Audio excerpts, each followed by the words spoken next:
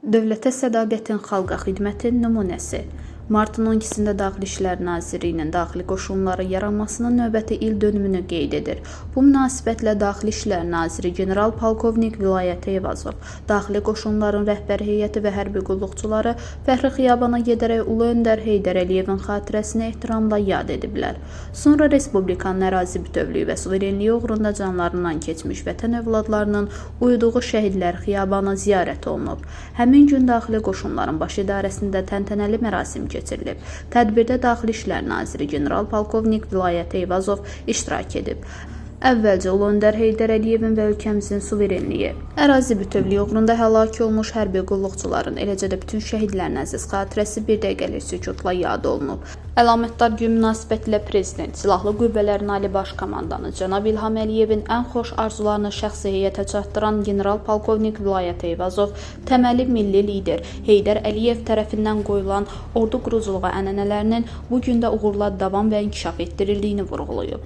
Nazir möhtərəm Prezident, Silahlı Qüvvələrin Ali Baş Komandanı Cənab İlham Əliyevin ali diqqət və qayğısı sayəsində daxili qoşunların qarşıya qoyulan istənilən döyüş tapşırığını keyfiyyətlə yerinə yetirməyə qadir olan peşəkar birləşməyə, sabitliyin təminatçılarından və dövlətçiliyin dayaqlarından birinə çevrildiyini, maddi-texniki bazasının, kazarma yaşayış fondunun yaxşılaşdırılması, hərbi hissələrin müasir silah, texnika, xüsusi vasitələrlə təchizatı üçün məqsədyönlü tədbirlər həyata keçirildiyini bildirib. O, Daxili İşlər Nazirliyinin daxili qoşunlarının ölkəmizin ərazi bütövlüyünün təmin edilməsində göstərdiyi şücaətli, Respublikamızın hər yerində, o cümlədən işğaldan azad edilmiş şəhər və rayonlarda hərbi qulluqçuların, polis əməkdaşları ilə birlikdə ictimai asayişin, təhlükəsizliyin qorunmasında göstərdiyi xidmət Cənab Prezidentin yüksək qiymətləndirdiyini məmnunluqla qeyd edib. Bildirib ki, ölkədə cinayətkarlığa qarşı mübarizədə ictimai asayişin və hüquq qaydasının qorunmasında,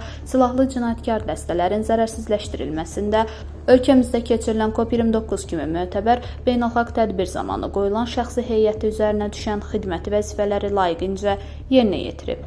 Nazir xidmətdə fərqlənən hərbi qulluqçuların peşə bayramı ərəfəsində də dövlət mükafatlarına layiq görülməsinin möhtərəm Prezidentin qoşunların şəxsi heyətinin əməyinə verdiyi ali dəyərin və yüksək etimadının əyani ifadəsi olduğunu diqqətə çatdırıb. Tədbirə yekun vuran Nazir Vilayət Eyvazov daxili qoşunların qarşıda duran başlıca vəzifələrini qeyd edərək tapşırıq və tövsiyələrini verib.